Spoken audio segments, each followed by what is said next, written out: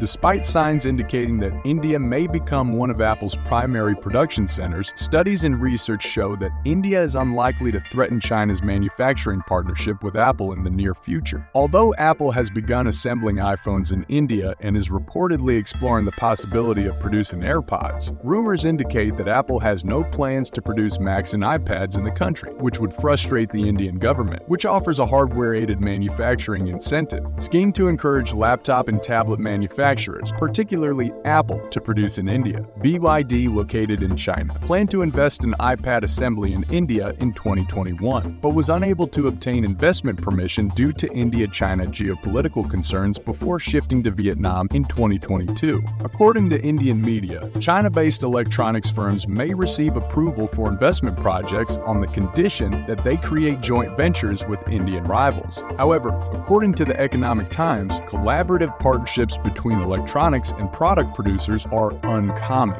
Tata, on the other hand, is apparently manufacturing iPhones in India, and a TrendForce research said that Tata may obtain 5% of Apple's iPhone 15 and iPhone 15 Pro orders in 2023. However, there's the issue of the lack of a sophisticated iPhone production ecosystem in India. iPhone parts have to cross the Indian border twice, or even 3 times before reaching the final assembly stage. According to the study, the fabrication of iPhone cases need a unique grade of lightweight aluminum provided by Taishan City Aluminum Fabrication. Tata will manufacture mechanical components such as small brackets, screws, camera cutouts, and the USB port after importing the aluminum that has been CNC and molded before shipping them back to China for final assembly. According to the source, Tata primarily produces semi-finished iPhones SCS in India, but has begun testing runs to part assemble iPhone 15. Nonetheless, Tata's inclusion among Apple suppliers has benefited Indian companies such as Merck Life Science and Thermo Fisher Scientific.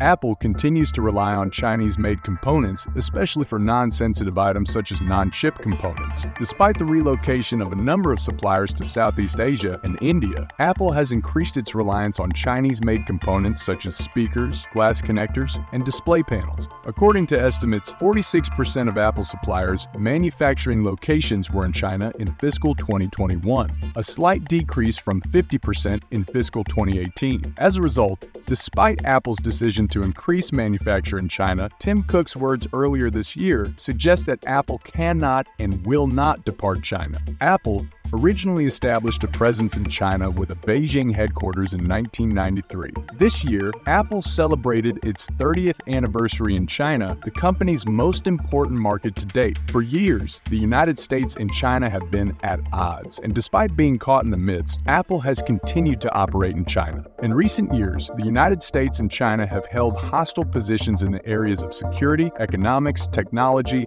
and ideology. The accumulation of such hostility has left little room for reforms that could ease simmering tensions that show no sign of abating. While a rising number of American corporations have had reasons to cut connections with China in recent years, Apple emerged from the bruising dispute in a stronger position than others. Looking back, Apple has kept its China-made iPhones off the list of Chinese imports that President Trump has slapped with roughly $250 billion in tariffs, and those years set the tone for Apple, putting it in an enviable position when compared to other companies caught in the crossfire. Apple's success is largely due to the efforts of the soft-spoken 62-year-old Cook, who aggressively groomed leaders in both nations. In the United States, Cook has made a point of meeting with both Trump and Biden individually, despite the fact that both presidents' policies and words have scared off other Silicon Valley leaders. According to a local media source, Cook has carefully nurtured government and industry leaders during his many travels to China, where Apple's supply chain supported an estimated 5 million jobs in 2019.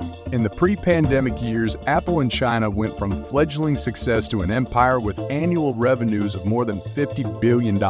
Even when Cook made a private visit to Capitol Hill last December to meet with senior senators, his company's relationship with China did not go unnoticed. At the time, Apple acknowledged that instability in China caused by its zero-COVID policy had led to significant supply chain disruptions, while it was under political, strategic, and investor pressure domestically to radically reduce its reliance on the Eastern giant for production. At the time, concern, Apple's dependence on China for its annual product renewal cycle was the biggest risk for the company. Apple diversified, but it never left and probably never will. The plain fact is that no other major technology firm has the same degree of exposure in China as Apple. To put things in perspective, even Samsung, the only business that sells more phones than Apple, is far less vulnerable. The Financial Times said that Samsung closed its Chinese plants in 2019 after its local market share fell to less than 1% from nearly 20% in 2013, as homegrown rivals Huawei, Xiaomi, and Oppo thrive.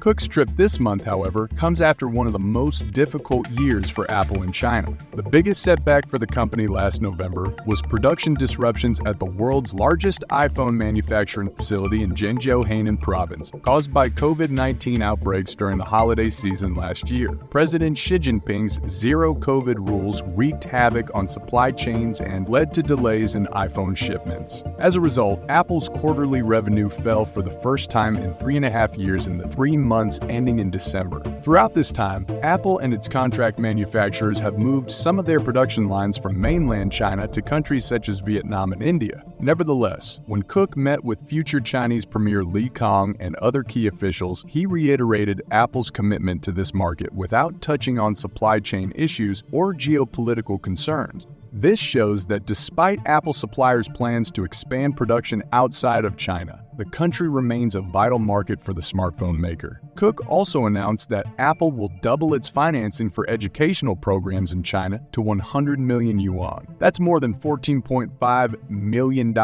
Cook did not respond to a question about Apple's plans for the Chinese market, as predicted, citing concerns about the separation and adjustment of the supply chain. Cook believes that innovation in China is accelerating and will continue to do so, particularly in artificial intelligence and augmented reality. Thank you for watching this video to the end. Write your opinion in the comments and subscribe to the channel.